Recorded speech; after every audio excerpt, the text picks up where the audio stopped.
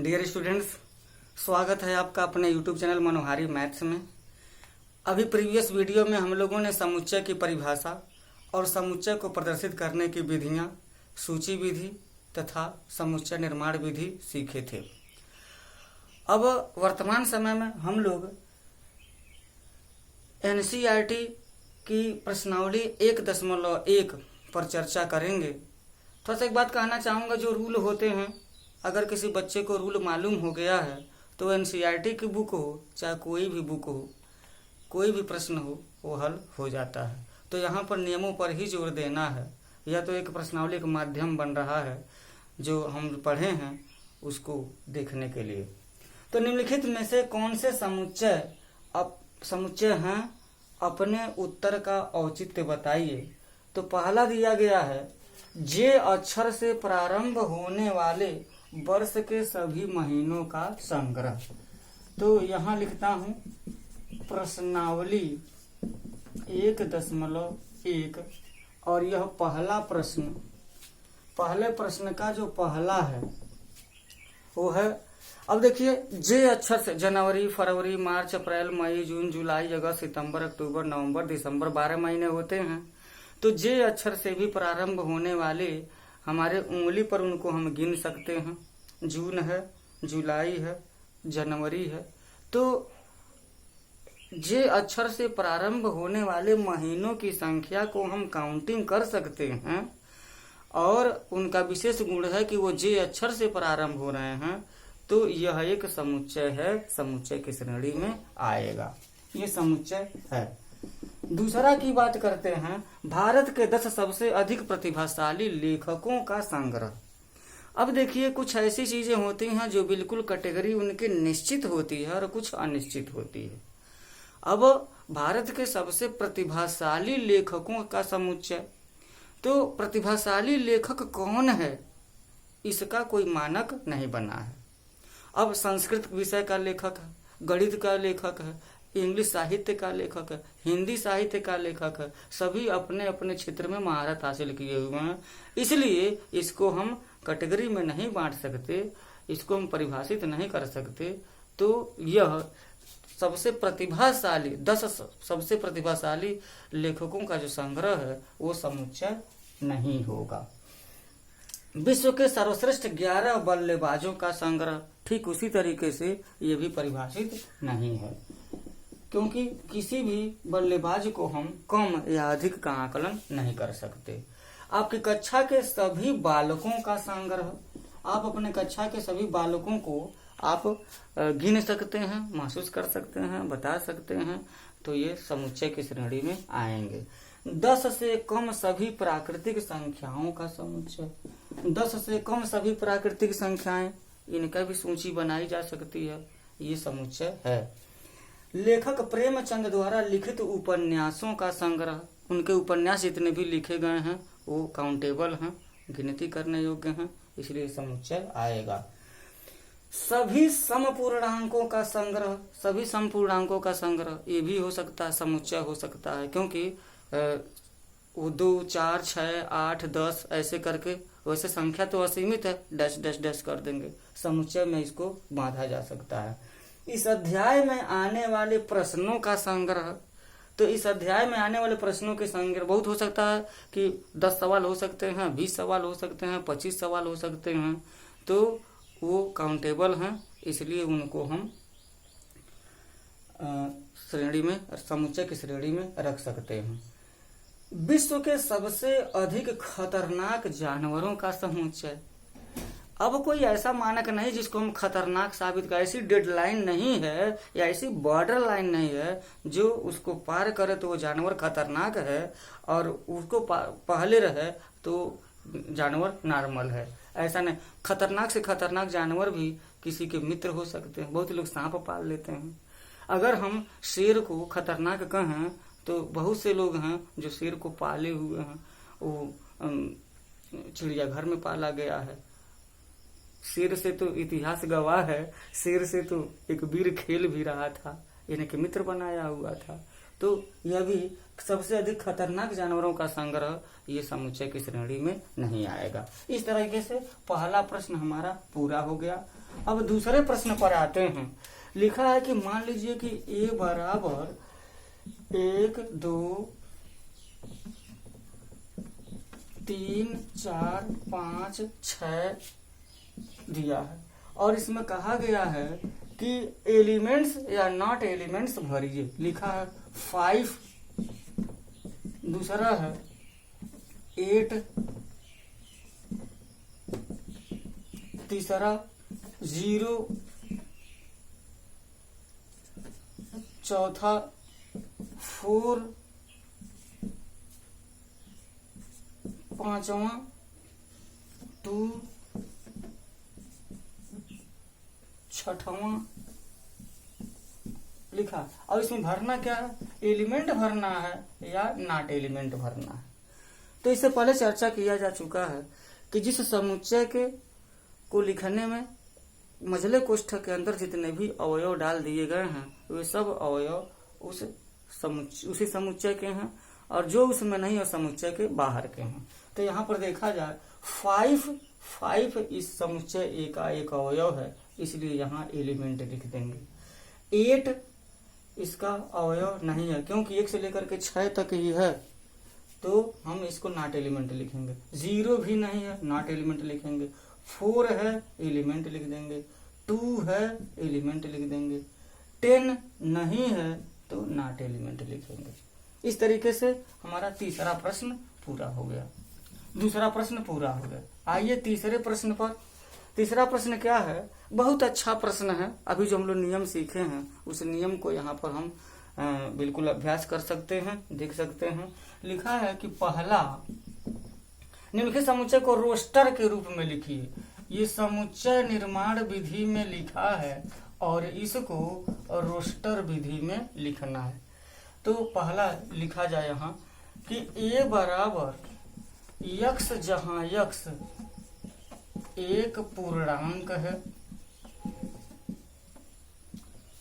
और यक्स ऋण 3 से बड़ा है और 7 से छोटा है।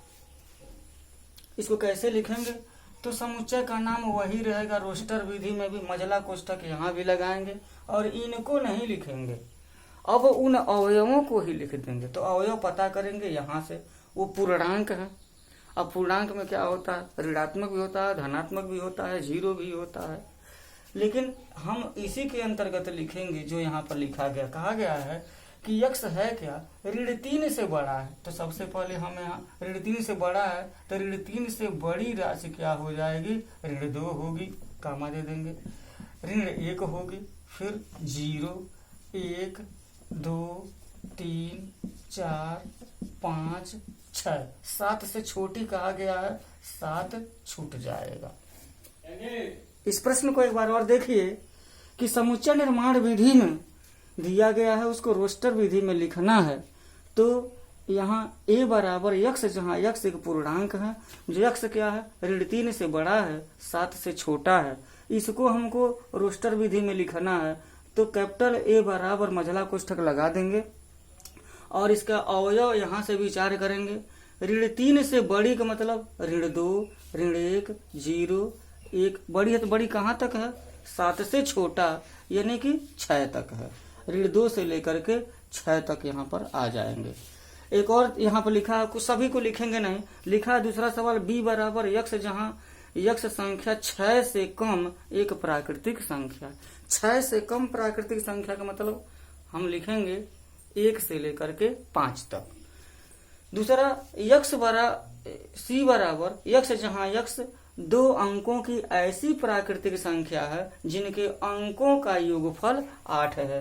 तो यहाँ तीसरा प्रश्न है, अंकों का योगफल 8 है। जैसे मान लीजिए यहाँ पर कोई हमको नाम रखना पड़ेगा, मान लीजिए कि b रख लेता हूँ।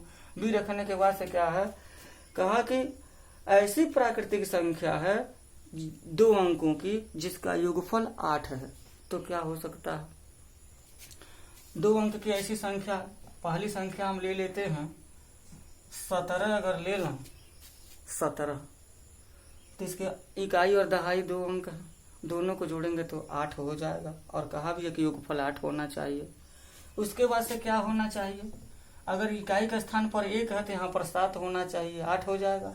अगर इकाई के स्थान पर 2 ले लेते हैं तो यहाँ पर 6 यानी कि 26 होना चाहिए। ये अपना प्रेजेंस ऑफ माइंड से लेना, यहाँ पर कोई नियम नहीं है। फिर यहाँ पर अगर हम 3 लेते हैं तो 2 अंक की संख्या हम 35 बनाना पड़ेगा, ताकि 5 3 8 हो जाएगा। अगर यहाँ पर 4 तो 44 हो जाएगा। उसके बाद से 5 है, यहाँ 3 लिख देंगे 53 हो जाएगा। फिर 6 2 लिखेंगे तो 6 2 8 हो जाएगा। फिर 7 और 1 लिखेंगे तो ये हो जाएगा 7 1 8।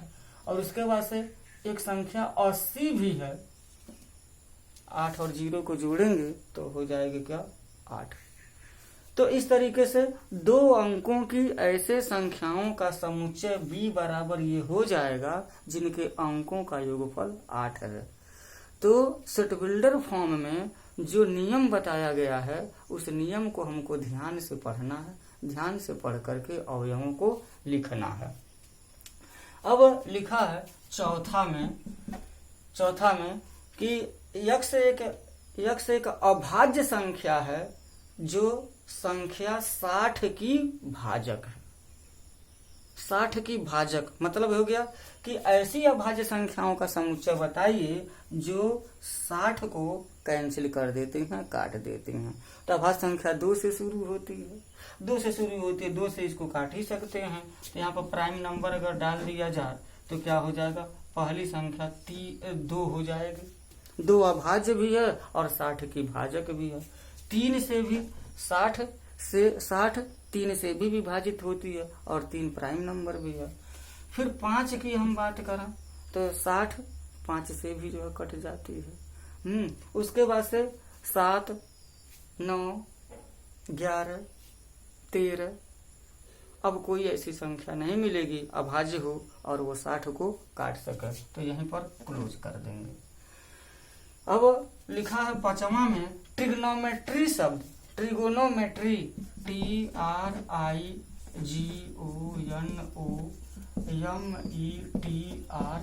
ट्रिग्नोमेट्री शब्द है।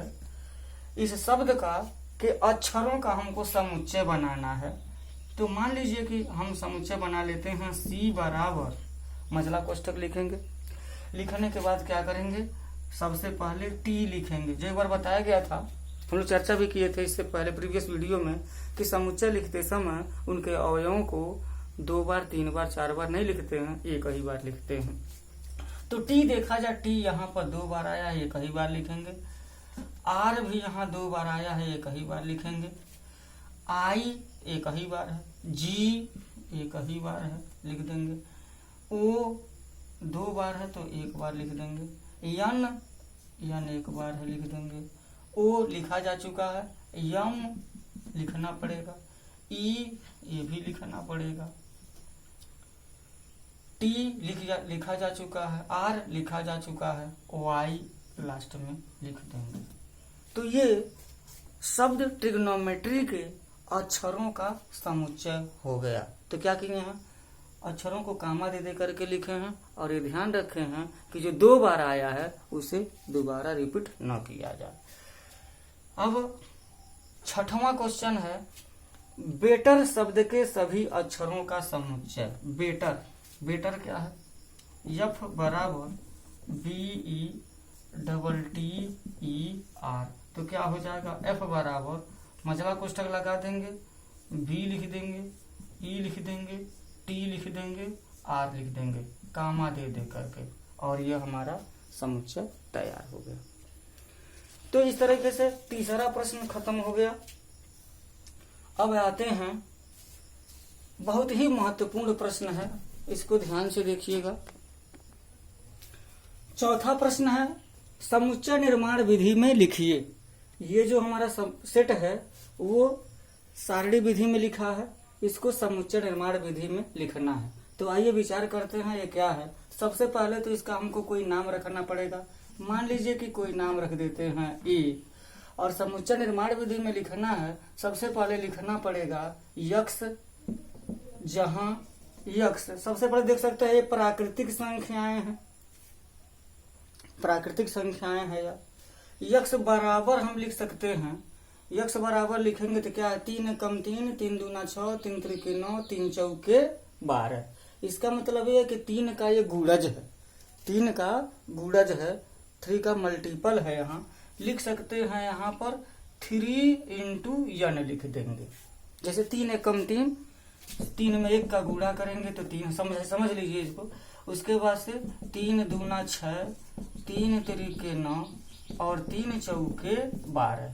तो ये तो 3 तो फिक्स है, इस फिक्स 3 को हम यहाँ लिख दे रहे हैं।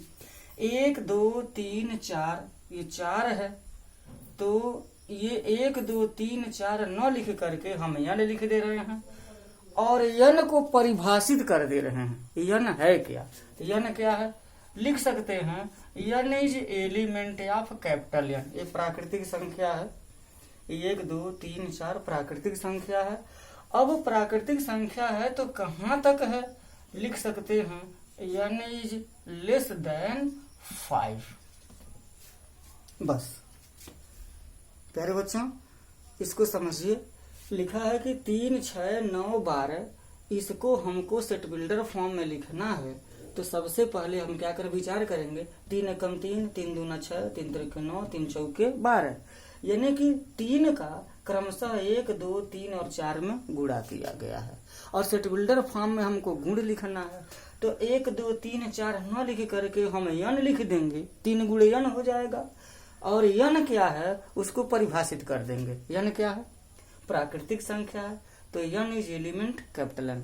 अब प्राकृतिक संख्या है तो n कौन कौन सी प्राकृतिक संख्या है, इस पर विचार करना पड़ेगा।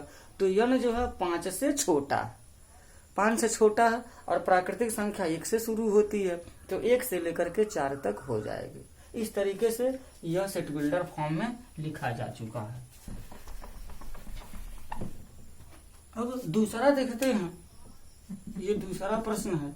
2 4 2 दूना 4, 4 दूना 8, 8 दूना 16, 16 दूना 32। ये ऐसे कह सकते हैं, 2 पर 1 पावर, 2 पर 2 पावर, 2 पर 3 पावर, 2 पर 4 पावर, 2 पर 5 पावर। तो इसको पावर के रूप में अगर हम लिख देंगे, गुण को पहचानना बहुत जरूरी है, देख करके उसके पैटर्न को पहचानना बहुत जरूरी है। तो कौन सा गुण रखता है ये है 2 4।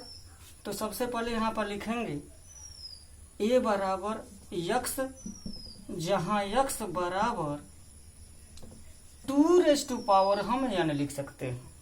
कैसे, अगर 2 है तो 2 पावर 1, 4 है तो 2 पर पावर 2, 3 है 8 है तो यहाँ पर 2 पावर 3, 16 है तो यहाँ पर हो जाएगा 4, और यहाँ अगर 32 है तो 2 2 दूना 4 दूना 8 दूना 16 दूना 32 होता है। तो यहाँ हम यक्स बराबर 2 हो गया। अब n को हमको परिभाषित करना पड़ेगा। n की परिभाषा क्या होगी, सबसे पहले n को हमको लिखना पड़ेगा, ये है क्या, तो क्या है 1 2 3 4 5, इसी की जगह पर तो हमने n लिखा है। अब n हो गया कि प्राकृतिक संख्या है। अब n कितना है, तो 1 से लेकर के 5 तक है। हम लिख सकते हैं n इज लेस देन 6 लिखा, या लेस आर इक्वल देन 5 लिख सकते हैं। मतलब 5 भी रहेगा और 5 से छोटा रहेगा। अब तीसरा देखा, अगर एग्जाम्पल समझ में आ गए तो सब कुछ क्लियर हो जाएगा। यहाँ देखा जाए, समुच्चय में लिखा है 5 25 125 625, तो यहाँ पर भी 5 की घाते 1 होगा। 5 का मतलब 5 की घाते 1, 25 को 5 का वर्ग, और 125 को 5 का घन, और 625 को 5 की घात 4 लिख सकते हैं। तो यहाँ पर हो जाएगा a बराबर यक्स, जहां यक्स बराबर 5 n लिख देंगे यहाँ, और n is element capital N, और n का मान 4 घात तक आएगा, 1 घात 2 घात 3 घात 4 घात। तो यहाँ पर हो जाएगा n is less or equal than 4।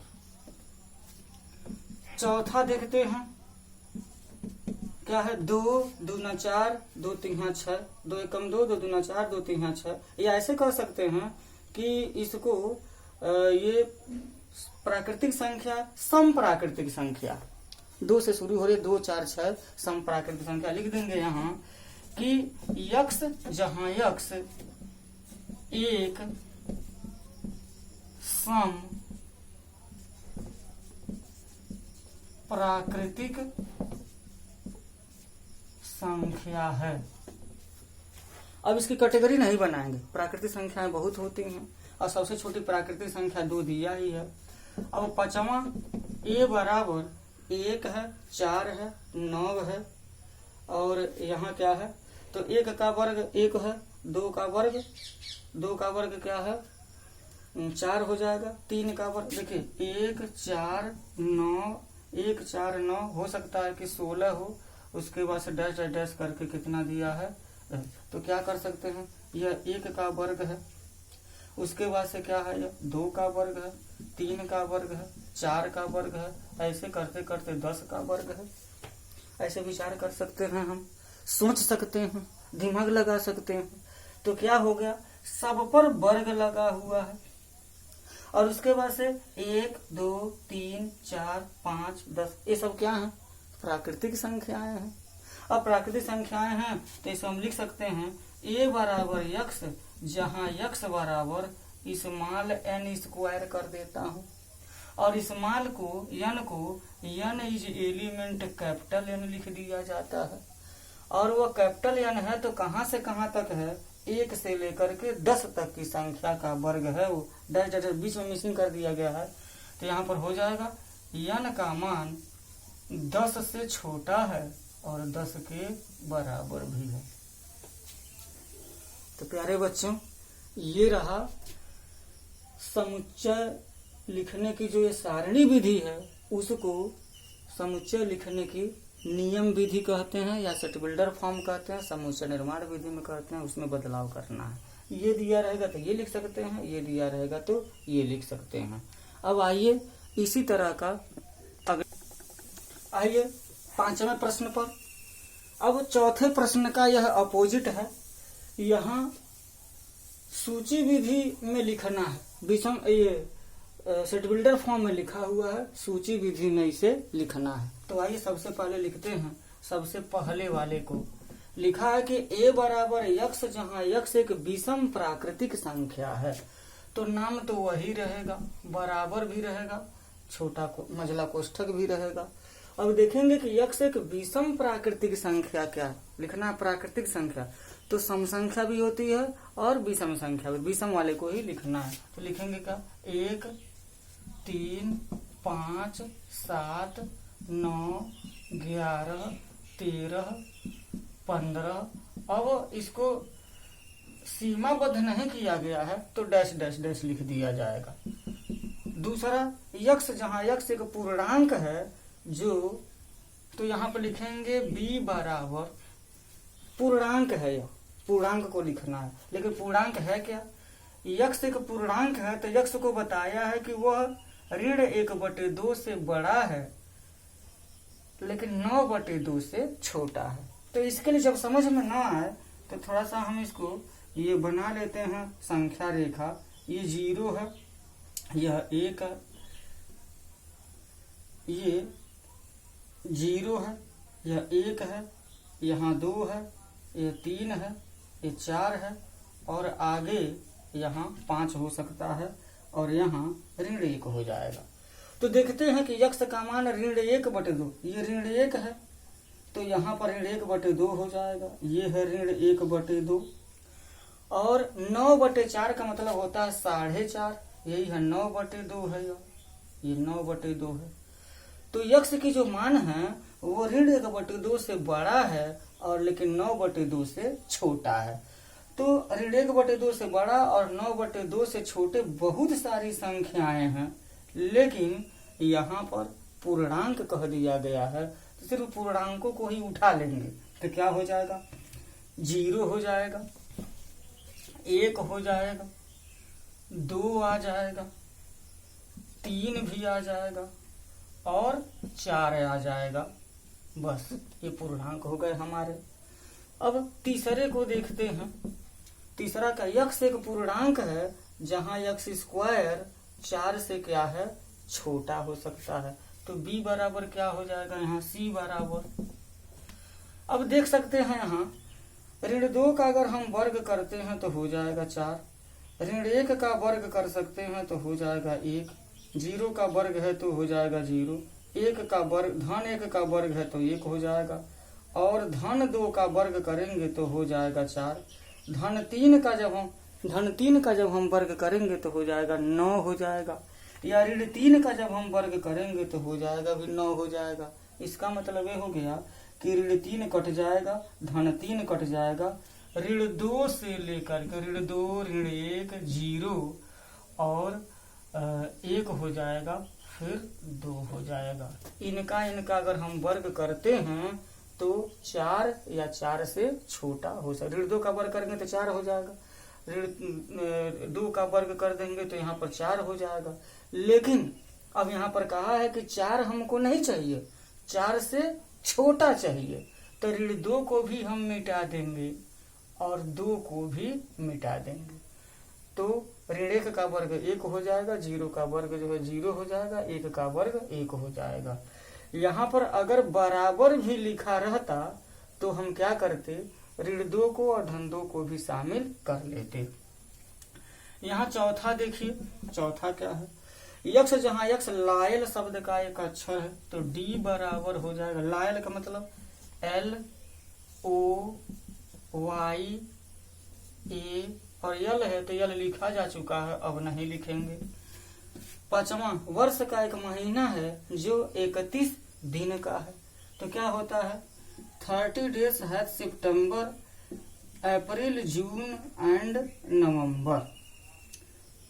30 days है, सितंबर, अप्रैल, जून एंड नवंबर।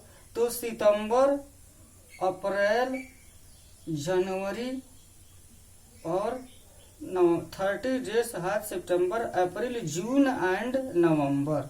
तो ये सब क्या है, 30 दिन के हैं। और इसमें कहा गया है कि जो 31 दिन नहीं होते हैं, वर्ष, यक्ष वर्ष का एक ऐसा महीना है जिसमें 31 दिन नहीं होते हैं, 31 दिन नहीं है। तो किसमें नहीं है, तो यहाँ पर लिख दिया जाएगा ई बराबर 30 सितंबर, अप्रैल, जून, नवंबर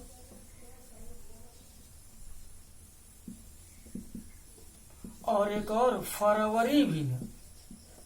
फरवरी एक ऐसा महीना है जिसमें 31 दिन नहीं होते हैं। तो ये 30 दिन का, सितंबर 30 का, अप्रैल 30 का, जून 30 का है, नवंबर 30 का है और फरवरी 28 का है या 29 का है। तो प्रतिबंध है कि 31 का नहीं होना चाहिए, ये हो जाएगा। अंग्रेजी वर्णमाला का एक व्यंजन है जो के से पहले आता है, तो यफ बराबर हो जाएगा ए। देखिए के से पहले 26 लेटर हैं जो ए से शुरू होते हैं और जेड तक जाते हैं। तो के से पहले जितने भी व्यंजन हैं उनका हमको यहाँ पर बनाना है। तो क्या बनाएंगे, ए तो लिखेंगे नहीं, बी, सी, डी, ई भी नहीं लिखेंगे क्योंकि ई जो है वावेल है।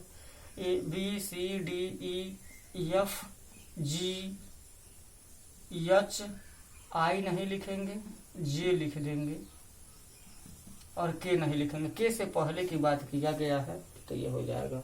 तो डियर स्टूडेंट्स, ये प्रश्न बहुत महत्वपूर्ण है, सूची विधि में लिखना है और सारणी विधि में दिया है। तो कौन कौन सी सावधानियां बरतनी है आप इसको देख चुके हैं। नेक्स्ट क्वेश्चन, मिलान करना है। यहाँ पर समुच्चय लिखा है सूची विधि में और इस पक्ष में समुच्चय लिखा है समुच्चय निर्माण विधि में, नियम विधि में। तो इसका हमको मिलान करना है। तो यहाँ क्या है कि लिखा है 1, 2, 3 और 6, 1, 2, 3 और 6। ये क्या है, लिखा है कि यक्ष एक अभाज्य संख्या है और 6 की भाजक है। अभाज्य कहा है तो इसमें 6 तो अभाज्य है ना, ये होगा नहीं। संख्या 10 से कम एक विषम प्राकृतिक संख्या है। तो इसमें तो विषम प्राकृतिक कहा है, इसमें जो सम भी है विषम भी आ गया है। यहाँ लिखा है यक्ष, जहाँ यक्ष एक प्राकृतिक संख्या है और जो 6 की भाजक है। तो हमको लग रहा है यही सही है। 6 में 1 का भाग देंगे तब भी कटेगा। 2 से भाग दे सकते हैं, 3 से भाग दे सकते हैं, 6 से भाग दे सकते हैं। तो ये जो पहला है हमारा, पहला का तीसरा ऑप्शन सही है। पहला का तीसरा ऑप्शन सही है। दूसरा 2, 3 लिखा है, अब तो क्लियर है। एक अभाज्य संख्या और 6 की भाजक है, दोनों अभाज्य हैं और 6 की भाजक हैं। इसको हम यहां से मिलान कर देंगे। MATHE ये बिल्कुल स्पष्ट लिख रहा है कि यहाँ पर मैथमेटिक्स शब्द का एक अक्षर है, तो इसको यहां से मिला देंगे। और 1, 3, 5, 7, 9 है, वो 10 से कम एक विषम प्राकृतिक संख्या है। यानी कि जो हमारा चौथा ऑप्शन है दूसरे ऑप्शन से मिलान कर लेगा। तो डियर स्टूडेंट्स, ये रहा हमारे सेट थ्योरी समुच्चय सिद्धांत, जिसमें हम लोगों ने परिभाषा देखे, अपने आसपास समुच्चयों का ज्ञान किए। उसके बाद से कौन सुपरिभाषित है कौन सुपरिभाषित नहीं है इस पर भी चर्चा किए। फिर समुच्चय की परिभाषा हम लोग जान गए। समुच्चय की परिभाषा जानने के बाद से समुच्चय को किससे हम प्रदर्शित करते हैं, कैसे प्रदर्शित करते हैं, 2 विधियों सूची विधि और समुच्चय निर्माण विधि पर विचार किए। उसके बाद से हम लोग आ गए कहाँ, अपने एक्सरसाइज पर। तो NCERT बुक का ये प्रश्नावली 1.1 भाग समाप्त हुआ। फिर मिलते हैं नेक्स्ट वीडियो में समुच्चय के प्रकार लेकर के। तब तक के लिए धन्यवाद।